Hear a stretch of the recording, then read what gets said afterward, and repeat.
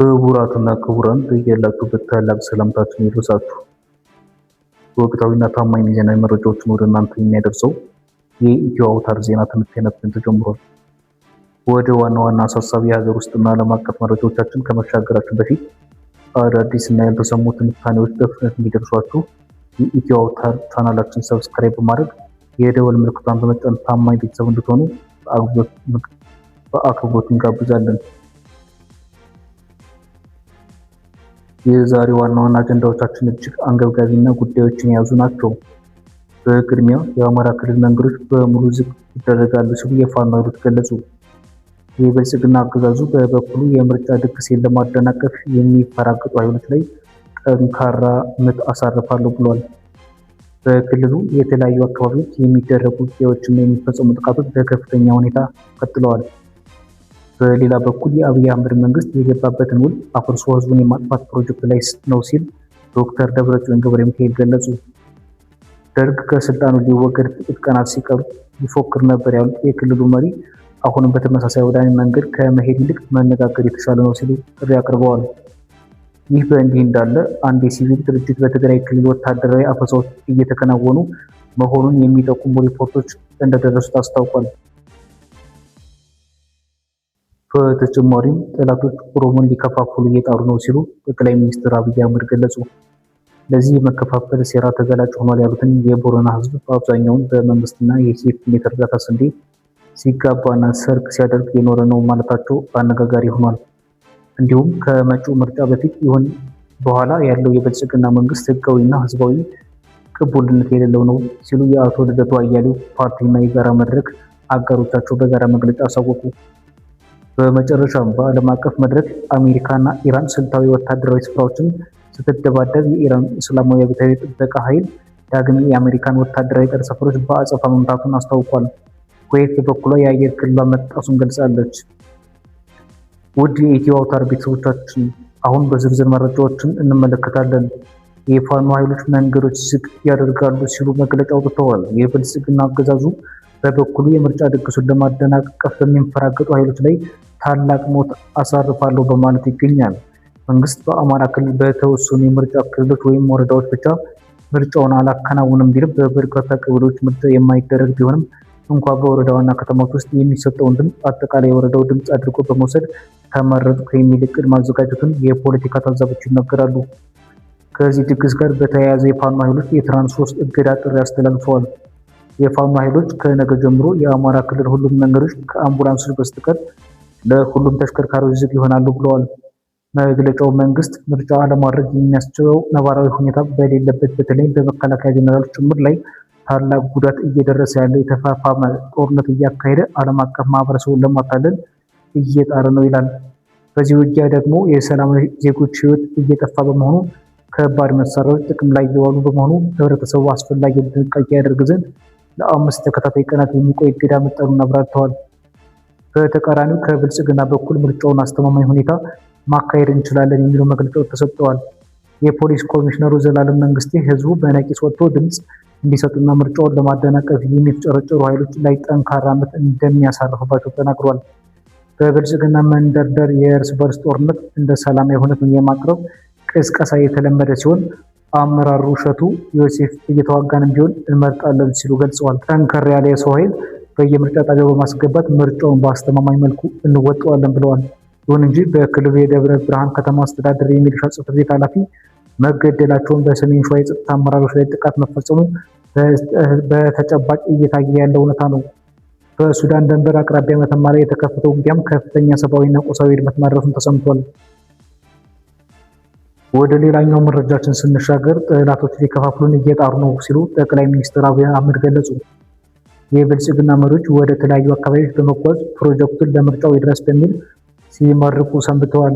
ወደ ጉጂና ቦረና ያቀኑት ጠቅላይ ሚኒስትር በአውሮፕላን ማረፊያ ምርቃት ላይ ተገኝተው በተለይ ቦረናና ጉጂ፣ አርሲና ወለጋ እያሉ ሲለያዩ ቢሞክሩም አይችሉም የሚል ንግግር አሰምተዋል። ይሁን እንጂ ታዛቢዎች እንደሚያነሱት በኢትዮጵያ መካከል ልዩነት ይፈጠር ዘንድ በመሪ ደረጃ አከፋፋይ ንግግር በማድረግ የሚታወቁ ራሳቸው መሪዎች ናቸው። ከዓመታት በፊት ወለጋ ብሄድና ብገደል ጅማ ዝም አይልም ማለታቸው፣ በቅርብ ደግሞ የጎንደር ልማት ጎጃም ተቃውሞ ማለታቸውን እንዲሁም በሰሜን ካርታ አውሮፕላን ማረፊያዎች ተገንብተዋል በሚል ያደረጉት ንግግር ለአብነት ይጠቀሳል። በተጨማሪም ጠቅላይ ሚኒስትር በዚሁ ንግግራቸው ላይ የቦረናና ህዝብ ወቅሰዋል። የዚህ አካባቢ ህዝብ እስከ ቅርብ ጊዜ ድረስ አብዛኛው ሰርጉና ህይወትን የሚያከናውነው በመንግስት የእርዳታ ስንዴ በሴፍቲኔት ነበር። አሁን ግን ጥጋቡ ነው ማለታቸው በአካባቢው ምሁራንና ማህበረሰብ ዘንድ ከፍተኛ ቅራኔን ፈጥሯል። በሌላ ታላቅ አጀንዳ የህወሓት ሊቀመንበር ዶክተር ደብረጽዮን ገብረ ሚካኤል የግንቦት 20 አከባበር ተከትሎ በሰጡት መግለጫ የፌዴራል መንግስት የገባውን ውል አፍርሶ ህዝቡን የማጥፋት ፕሮጀክት ላይ ይገኛል ሲሉ በጽኑ ወንጅለዋል። ለሁሉም የኢትዮጵያ ብሔር ብሔረሰቦች ራስን በራስ የማስተዳደር መብት ያረጋገጠ ህዝብ ዛሬ በከበባና በረሃብ እየተቀጣ ይገኛል ብለዋል። በትግራይ ሉዓላዊነት ግዛት ላይ የብልጽግና ሰራዊት ሰፍሮ ህዝባችን በከበባ ውስጥ ይገኛል፣ በሰፈሩት ኃይሎችም እየተገደለ ነው ያሉት የድርጅቱ ሊቀመንበር አሁን ከተረጋገጠብን የህልውና አደጋ ለመውጣትና ትግላችን የምናጠናክርበት ወቅት ነው ብለዋል። ህገ መንግስታዊ ግዛታችን አልተረጋገጠም፣ ካሳ አልተከፈለንም፣ ለደረሰብን ጥፋቶች ሁሉ ተጠያቂነት አልሰፈንም ያሉት ዶክተር ደብረጽዮን የሽግግር ሂደትና የምክክር ምዕራፍ እንዲኖር ጠይቀዋል። ከመንግስት በኩል የሚሰማውን ፉከራ ግን ከደርግ የመጨረሻዎቹ ቀናት ፉከራ ጋር አያይዘውታል። የደርግ መንግስት ሊወድቅ ጥቂት ቀናት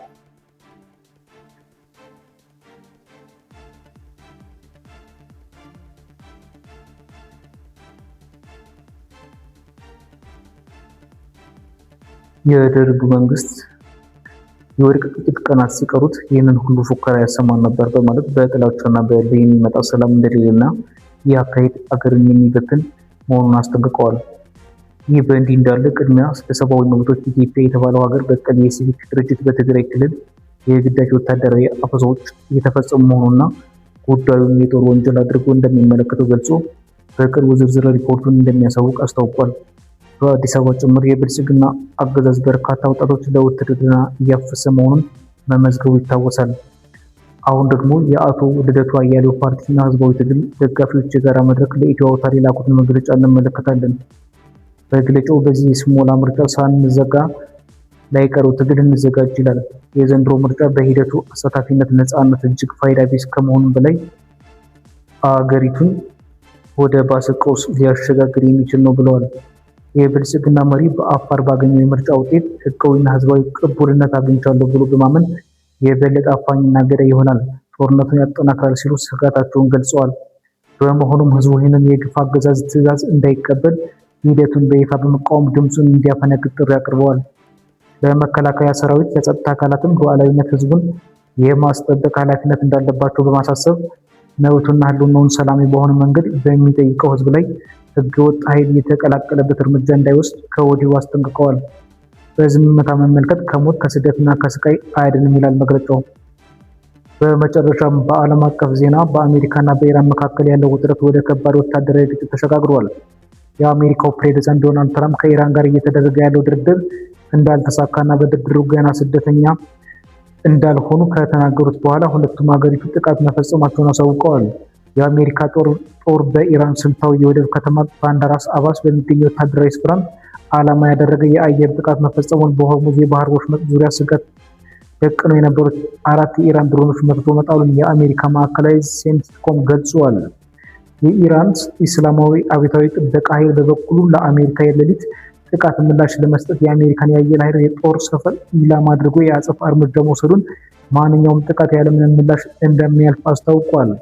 ኩዌት በበኩሏ ወደ አየር ክልሏ የድሮን የሚሳኤል ጥቃቶች መሰንዘራቸውን፣ ይሁን እንጂ ጥቃቶች ማክሸፏና የአደጋ ጊዜ ድምፅ ሌሊቱን ለዜጎች ማሰማቷን ገልጻለች። ይህ ጦርነት ለዓለም አቀፍ ነዳጅ ዋጋ መናር ምክንያት የሆነ ሲሆን የተኩስ አቁም ስምምነቱን ለከፍ አደጋ አጋልጦታል።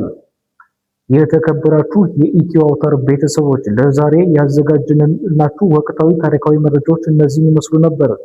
በሀገር ውስጥና በዓለም ዙሪያ የሚከሰቱ አዳዲስ መረጃዎችን በፍጥነት ለማግኘት ቻናላችንን ሰብስክራይብ ማድረጋችሁን አትዘንጉ።